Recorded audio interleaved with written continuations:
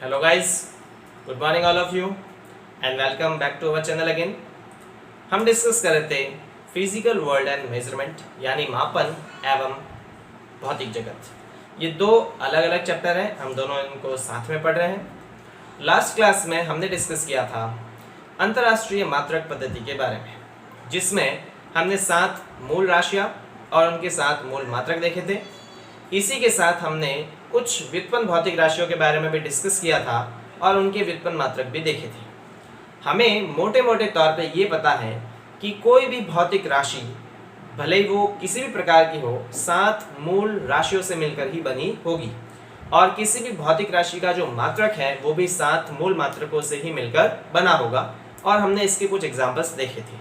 7 मूल राशियों के अतिरिक्त जो भी फिजिक्स में हमें भौतिक राशि मिलती है, दिखती है, वो सारी ही भौतिक राशि व्युत्पन्न भौतिक राशि होगी और उनके मात्रक भी मूल राशियों के मात्रकों से ही मिलकर बने होंगे। इसके अतिरिक्त हमने 2 पूरक राशियों के बारे में भी डिस्कस किया था, जो होती है समतल कोण और घन कोण, जिसमें से हमने समतल कोण को डिस्कस कर लिया था।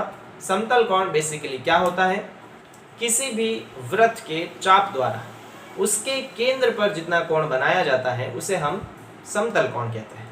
या सिंपल शब्दों में अगर कहे तो 2 रेखाओं के बीच में बनने वाला कोण समतल कोण कहलाता है। इसका मात्रक होता है रेडियन। हम नॉर्मली एंगल को डिग्री में मेजर करते हैं, आप सभी डिग्री में मेजर करते हैं, लेकिन फिजिक्स में हम एंगल को डिग्री में मेजर नहीं करते हैं। अंतर्राष्ट्रीय मात्रक पद्धति में एंगल को रेडियन में मापा जाता है, और मैं ये भी बता चुका हूँ कि 1 रेडियन का मान किसके बराबर होता है। हमने डिस्कस किया था कि यदि किसी भी वृत्त कि चाप की लंबाई का मान उस वृत्त की त्रिज्या के बराबर होगा, तो उस चाप द्वारा उसके केंद्र पर बनाया गया कोण सदैव 1 रेडियन के बराबर होगा। नो मैटर्स कि चाप की लंबाई कितनी ज़्यादा है कितनी कम है, अगर चाप की लंबाई त्रिज्या के बराबर होगी तो हमेशा ही एंगल का मान 1 रेडियन के बराबर होगा। एग्जाम्पल के तौर पे अगर हमारे पास कोई एक ऐसा चाप है जिसकी लंबाई 5 किलोमीटर है, वास्तविकता में मान लेते हैं कि कोई वृत्त के चाप की लंबाई 5 किलोमीटर है और उस वृत्त की त्रिज्या की लंबाई भी 5 किलोमीटर है, तो इतने बड़े चाप द्वारा उस वृत्त के केंद्र पर बनाया गया कोण 1 रेडियन ही होगा, क्योंकि यहाँ पे चाप की लंबाई भी 5 किलोमीटर है और त्रिज्या की लंबाई भी 5 किलोमीटर है। दोनों अगर बराबर है तो हमेशा ही कोण का मान 1 रेडियन के बराबर होगा। अगर चाप की लंबाई 1 मिलीमीटर है और त्रिज्या भी 1 मिलीमीटर है, तो भी इस एंगल का जो मान होगा वो 1 रेडियन के बराबर होगा। यानी होल इन सोल हमारे पास अगर चाप की लंबाई का मान वृत्त की त्रिज्या के बराबर होगा, उस स्थिति में सदैव एंगल का मान 1 रेडियन के बराबर होगा। क्लियर है गाइस? आज अपन डिस्कस कर लेते हैं घन कोण के बारे में, और साथ ही हम अंतर्राष्ट्रीय मात्रक पद्धति की कुछ विशेषताओं के बारे में डिस्कस करेंगे। तो चलिए शुरू करते हैं आज का सेशन।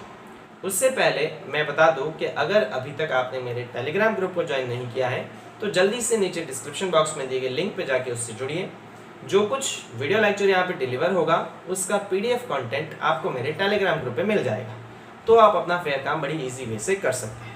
चलिए गाइस, शुरू करते हैं आज का सेशन घन कोण के साथ। तो हमारे पास अंतर्राष्ट्रीय मात्रक पद्धति में हम पढ़ रहे थे पूरक मात्रक यानी सप्लीमेंट्री यूनिट्स।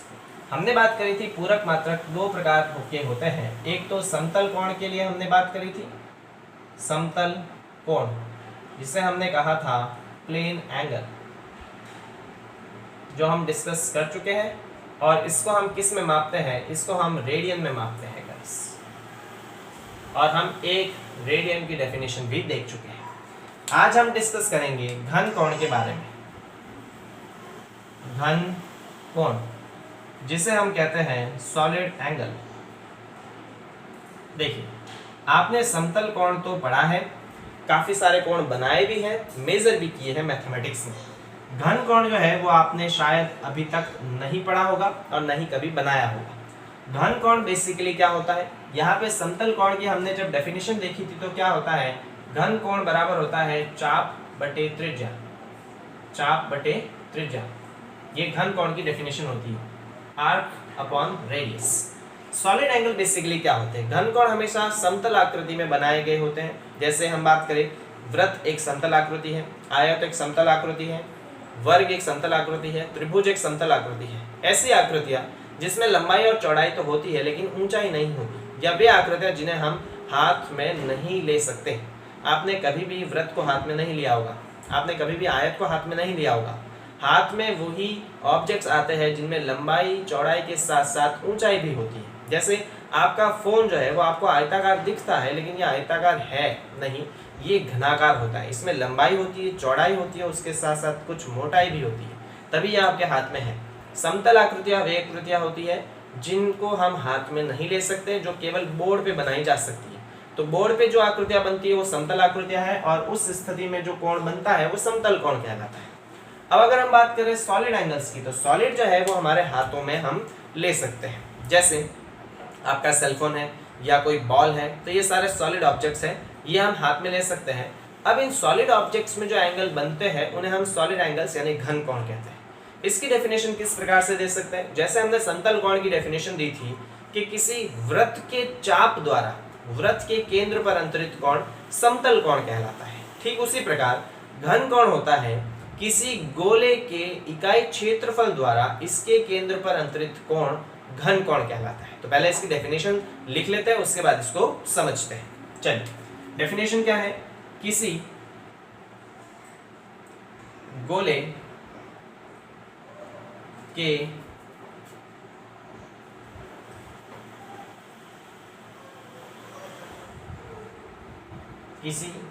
के इकाई क्षेत्रफल द्वारा इसके केंद्र पर अंतरित कोण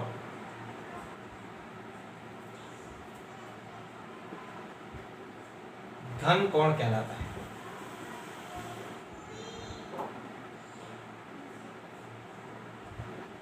यहां पे अगर मैं इकाई क्षेत्रफल लिख लूं तो भी चलेगा। किसी गोले के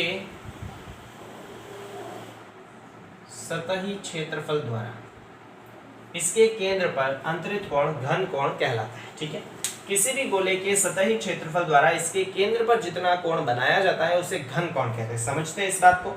मान लेते हैं हमारे पास एक गोला है, ठीक है, ये वृत्त जैसा दिख रहा है लेकिन ये गोला है, बॉल जैसा है। तो हम क्या देखते हैं कि इसकी सतह पर मान लेते हैं एक छोटा सा क्षेत्रफल मैं कंसीडर करता हूँ इस प्रकार से। ठीक है, तो इसकी सतह पर एक छोटा सा मेरे पास क्षेत्रफल है, कुछ इस प्रकार से एक छोटा सा क्षेत्रफल अपन कंसीडर करते हैं।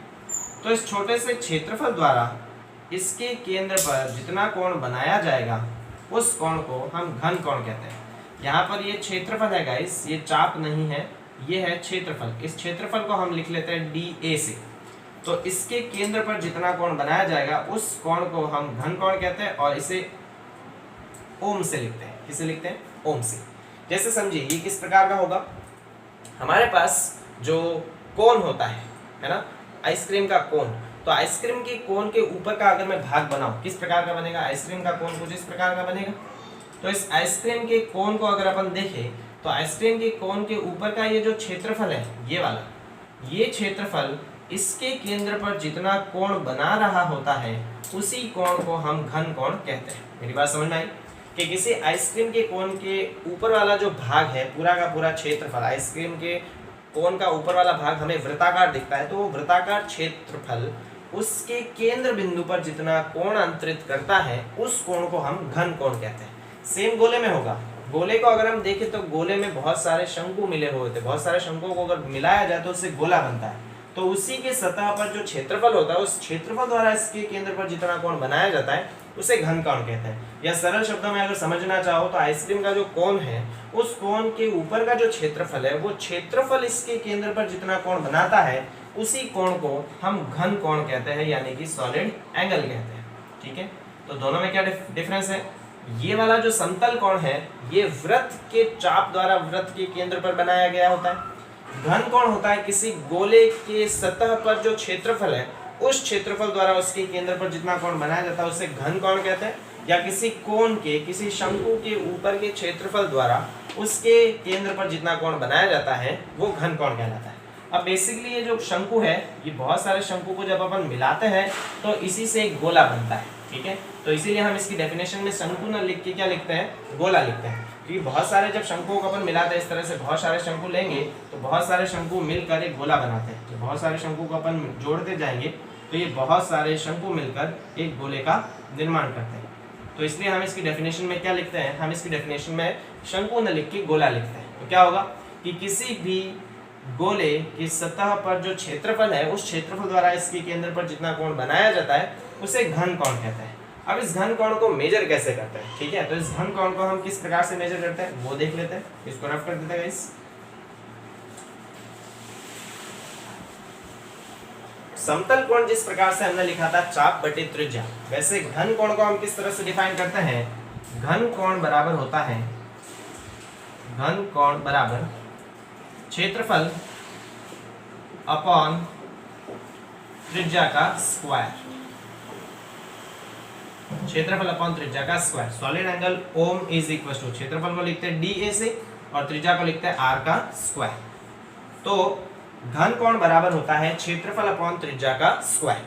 अब जैसे समतल कोण को हम रेडियन में मापते हैं वैसे घन कोण को हम स्टेरेडियन में मापते हैं। किस में मापते हैं, स्टेरेडियन, स्टेरेडियन, इसको लिखते हैं STRAD, स्टेरेडियन। तो समतल कोण को रेडियन में मापा जाता है, वैसे घन कोण को स्टेरेडियन में मापा जाता है। मतलब घन कोण का जो मात्रक होता है वो स्टेरेडियन होता है। अब हमने देखा था कि एक रेडियन किसके बराबर होता है, अगर इकाई लंबाई के चाप द्वारा इकाई त्रिज्या की लंबाई की किसी वृत्त के केंद्र पर कोण बनाया जाता है तो वो एक रेडियन के बराबर होता है। यानी अगर चाप की लंबाई का मान त्रिज्या की लंबाई के बराबर हो तो उसे हमने एक रेडियन कहा था। यहाँ पर क्या होगा समझ लीजिए, यहाँ पर हम देखते हैं कि अगर इस पूरे का मान 1 ओम के बराबर होना, मतलब 1 स्टेरेडियन के बराबर हो, यदि इफ घन कोण का मान 1 स्टेरेडियन के बराबर है, अगर हम देखते हैं कि इस घन कोण का मान 1 स्टेरेडियन के बराबर है तो हमारे पास क्या आता है, यहाँ हम रखेंगे 1 तो बराबर DA और अपॉन आर स्क्वायर। ये आर स्क्वायर इधर आएगा तो मेरे पास 1 से आर स्क्वायर को गुणा किया तो आर स्क्वायर के बराबर आएगा DA। तो हम क्या देखते हैं कि 1 स्टेरेडियन कब होगा, कोण का मान 1 स्टेरेडियन कब होगा, जब क्षेत्रफल का मान त्रिज्या के वर्ग के बराबर होगा। तो हम क्या यहाँ से डेफिनेशन दे सकते हैं कि 1 स्टेरेडियन की क्या डेफिनेशन होगी, किसी भी क्षेत्रफल द्वारा गोले के केंद्र पर बनाया गया कोण 1 स्टेरेडियन के बराबर होगा यदि क्षेत्रफल का मान त्रिज्या के वर्ग के बराबर हो। यदि इस क्षेत्रफल का मान इस त्रिज्या के वर्ग के बराबर हो उस स्थिति में बनाया गया कोण हमेशा 1 स्टेरेडियन के बराबर है। हमने देखिए कोण का मान अगर 1 स्टेरेडियन रखा तो यहाँ 1 रख दिया, या आर स्क्वायर से मल्टीप्लाई किया, यानी आर स्क्वायर का मान किसके बराबर आना चाहिए, क्षेत्रफल के बराबर। यानी कोण का मान 1 स्टेरेडियन होगा कब, जब क्षेत्रफल का मान त्रिज्या के वर्ग के बराबर होगा। तो यहाँ से हम 1 स्टेरेडियन की क्या डेफिनेशन दे सकते हैं कि यदि किसी गोले के सतही क्षेत्रफल का मान और उसकी त्रिज्या के वर्ग का मान बराबर हो तो उस क्षेत्रफल द्वारा गोले के केंद्र पर बनाया गया कोण सदैव 1 स्टेरेडियन के बराबर होगा। तो हम यहाँ पे डेफिनेशन देते हैं, उसके बाद इसको थोड़ा और समझते हैं। मैं इसको रफ कर देता हूँ गाइस, चलिए इसको रफ नहीं करते, हम इस वाले पोर्शन को रफ कर देते हैं, सॉलिड एंगल की डेफिनेशन को, और हम 1 स्टेरेडियन की यहाँ पे डेफिनेशन देते हैं। हम बात कर रहे हैं 1 स्टेरेडियन किसके बराबर होगा, 1 स्टेरेडियन। तो यदि क्षेत्रफल का मान, यदि क्षेत्रफल का मान गोले की त्रिज्या, गोले की त्रिज्या के वर्ग यानी कि आर स्क्वायर, यदि क्षेत्रफल DA का मान गोले की त्रिज्या के वर्ग के बराबर हो तो क्षेत्रफल द्वारा गोले के केंद्र पर अंतरित कोण 1 स्टेरेडियन के बराबर होगा।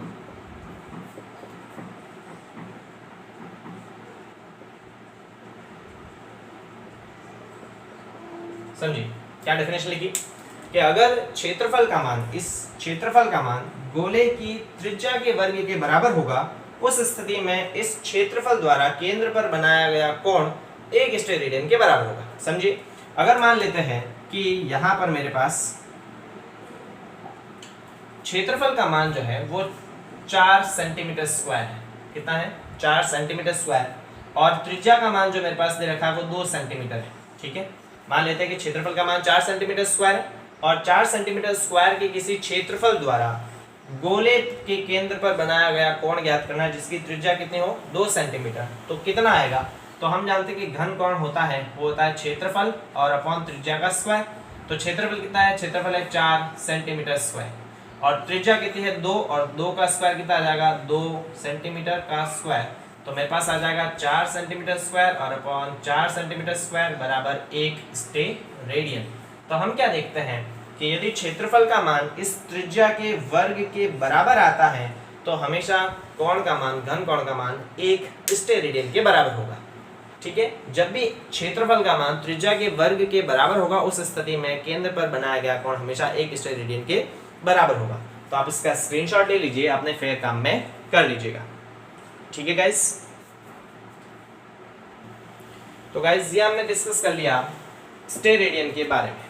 अब हम डिस्कस कर लेते हैं कि अंतरराष्ट्रीय मात्रक पद्धति की क्या क्या विशेषताएं हैं। तो इसको रफ कर देता हूं मैं। चलिए हम बात करते हैं अंतरराष्ट्रीय मात्रक पद्धति की कुछ विशेषताएं।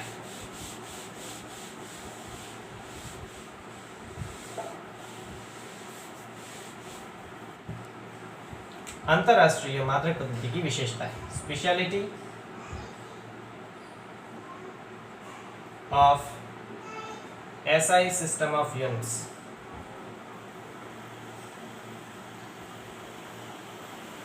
इसकी कुछ स्पेशलिटी देखते हैं हम। पहली बात, अंतरराष्ट्रीय मात्रक पद्धति में प्रत्येक मूल राशि का केवल एक ही मात्रक है। तो इसमें प्रत्येक मूल राशि का केवल एक ही मूल मात्रक है, एक से ज़्यादा नहीं। हमने प्रत्येक मूल राशि का केवल एक ही मूल मात्रक यहाँ पे यूज़ किया है। दूसरी, प्रत्येक मूल मात्रक जो है वो स्पष्ट रूप से परिभाषित है। अंतरराष्ट्रीय मात्रक पद्धति में जो भी मात्रक यूज़ किए जाते हैं उन प्रत्येक मात्रक की एक स्पष्ट डेफिनेशन है। ये डेफिनेशन हालांकि मैं यहाँ पे नहीं आपको बताऊंगा, उसका रीज़न है क्योंकि ये डेफिनेशन जो है उसके लिए आपको थोड़े फिजिक्स का ज्ञान होना आवश्यक है। अभी तो आप पहले चरण में हो, इसलिए यहाँ पे हम वो डेफिनेशन नहीं पढ़ेंगे। तो दूसरी, इसमें प्रत्येक मात्रक सुपरिभाषित एवं पुनः स्थापित करने योग्य है। पुनः स्थापित करने योग्य है।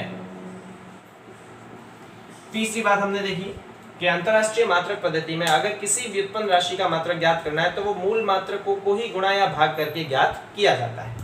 तो इसमें व्युत्पन्न मात्रकों को मूल मात्रकों द्वारा ही ज्ञात किया जाता है।